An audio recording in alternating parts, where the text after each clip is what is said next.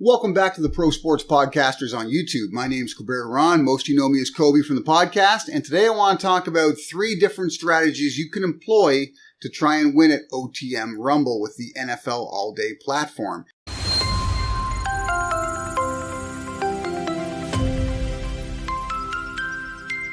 First of which is probably the most obvious and the one that will be used the most, which is just play the absolute best players.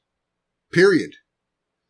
Right? Anyone who knows fantasy football knows who the highest ranked players are in fantasy football at every position and why they're the highest ranked players, because they're expected to get the most points over the course of the season. Now, that doesn't necessarily mean they're going to get the most points every single week, but it gives you pretty good odds that they will be somewhere in the top 10.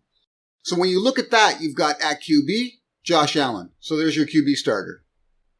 At running back, you've got Jonathan Taylor and Christian McCaffrey. There's your starters. At wide receiver, you've got Cooper Kupp and Justin Jefferson. Just plug them in. At tight end, you've got Travis Kelce, especially now that Tyreek Hill's gone, so there you go. There's your tight end. At flex, you've got your choice. Do you want to go with the top running back remaining? Maybe that means Austin Eckler to you. Maybe that means Derrick Henry. Do you want to go with the top wide receiver? Could it be Jamar Chase or maybe Devontae Adams? Or do you want to go with the top tight end? You're looking at Mark Andrews or George Kittle. And that's it. That's your roster. But you got to add a defense, so you might as well go with the number 1 defense, which is the Buffalo Bills. And here's where just picking the absolute best players can be a problem. Because do I really like the Buffalo Bills defense in week 1? I don't. And the reason I don't is because they're playing the LA Rams. So I expect that game to be a bit of a shootout. I think both teams are going to force turnovers possibly. You're probably going to see some sacks happening on both sides. I think both defenses are viable, but there's a possibility that they could both give up a lot of points, which is going to take a lot of points off the table. So that gives you the perfect example as to why just playing the absolute best player isn't necessarily the best option, although a safe one. Now let's get on to strategy 2. Strategy 2 involves exploiting mismatches. What you're looking for here are games happening in that particular week that involve a powerhouse team and a really weak team. So in week 1, there are 3 that really stand out to me, and that's the Broncos facing the Seahawks, obvious reasons, the Colts facing the Texans, and the Ravens facing the Jets. You've got 3 potential division winners against 3 potential division losers. I mean, bottom of the division teams facing each other in week 1. So you got to really side with the top teams potentially blowing out these weaker teams. So when you're thinking about quarterbacks, you've got 3 options, but 2 stand out, right? You've got Matt Ryan of the Colts, you've got Russell Wilson of the Broncos, and you've got Lamar Jackson of the Ravens. And I'm going to remove Matt Ryan, even though he's a former MVP. You know that particular team is probably going to run the ball a lot with Jonathan Taylor. So I really like Russell Wilson and Lamar Jackson here. And Lamar Jackson has the additional bonus of using his feet, especially because the Ravens don't have the most exciting wide receiving core to throw to. So I expect Lamar Jackson to do a lot of this on his own, which equals a ton of fantasy points. So you've got Lamar Jackson as your quarterback. Then at running back, for using those 3 games again, you've got Jonathan Taylor, obvious, right? One of the highest ranked players against one of the weakest defenses, so Jonathan Taylor plugs in. And then you've got a couple of options. You've got maybe J.K. Dobbins with the Baltimore Ravens, and you've got Javonte Williams or, say, Melvin Gordon with the Denver Broncos. So do you want to just stack one of those players? Now, J.K. Dobbins coming back from an injury, Gordon and Javonte Williams split carries last year, so do you really trust that Javonte Williams will be thrust in as the number 1 right away? If you don't, then you go back to strategy 1 and you just slot in whichever top running back you have yet to pick, which in this case is Christian McCaffrey. So Christian McCaffrey makes the roster again. And then you look at the wide receivers. And here, again, like I had mentioned earlier, the Baltimore Ravens don't have many options. Rashad Bateman should be their standout wide receiver, but when it comes right down to it, probably most of the targets are going to go the tight end's way. So what you're really looking at is who is Russell going to throw it to and who is Matt Ryan going to throw it to. And on the Indianapolis Colts, it's pretty simple. It's Michael Pittman Jr. He'll be the number one there. So you can basically slot in Michael Pittman Jr.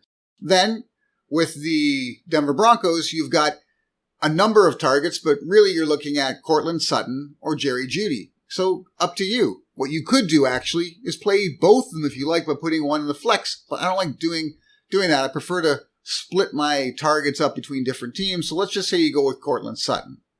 Then at tight end, like I mentioned before, the Ravens don't really have much of a wide receiving core, but they do have maybe the most targeted tight end in football, and that's Mark Andrews. So that becomes your tight end.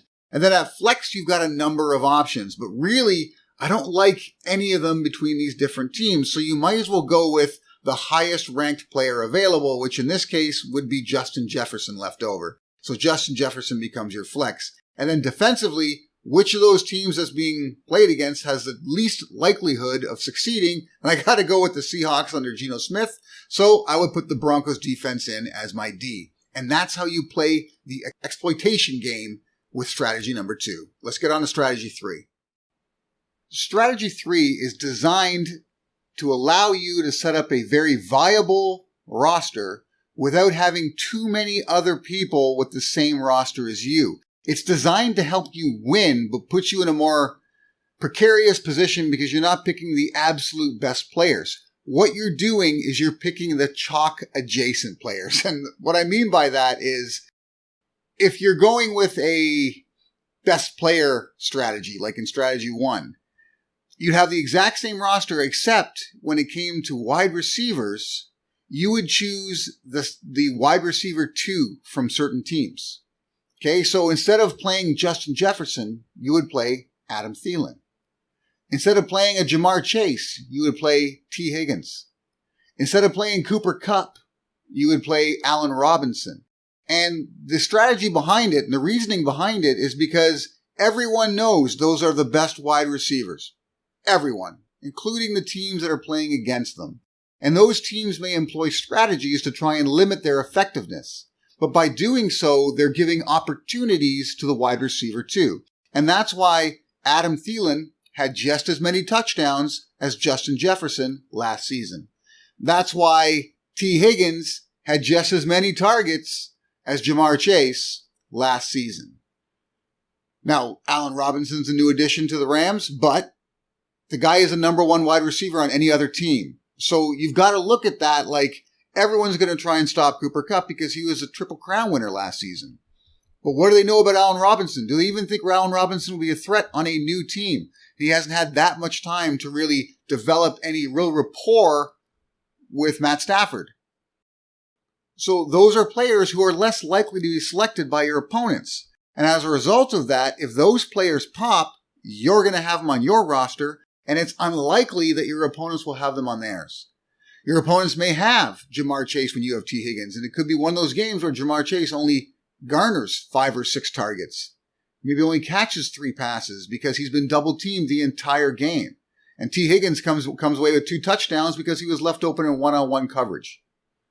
And as a result of that, you have the better roster. You can even look at that in the second strategy, right? When you're looking at mismatches. In the mismatch strategy, you've got a number of options again, right? So maybe instead of going with Michael Pittman Jr., you decide to go with Paris Campbell. You decide to go with Jerry Jeudy instead of Cortland Sutton. You could even look at the running backs and say, you know what? I'm not going to go with Javonte Williams. I'm going to go with Melvin Gordon, thinking that maybe they're going to bring him in goal line situations and he'll be vulturing touchdowns. You have those secondary options that you can make that others probably won't, and that will give you an advantage in the long run. Okay, now you have to understand that those top players are top players for a reason. And even if they are double teamed, it doesn't matter in some cases. So you're putting yourself at a little bit of risk, but you're doing it for the possible greater gain. Because the real issue when it comes to OTM Rumble, you've got to remember, is when it comes to tiebreakers. Right? You're going to have a lot of people who are just going to play the absolute best players, period. That's all they're going to play. Every single week, they're going to play the absolute best players. But there'll be so many duplicate rosters to theirs that the only way they gain a statistical advantage is if they have the really low serial number count. You literally need to have a bunch of the top moments with super low serials so that you win those head-to-head identical roster tiebreakers. And if you don't, you're in some trouble because other people will have it.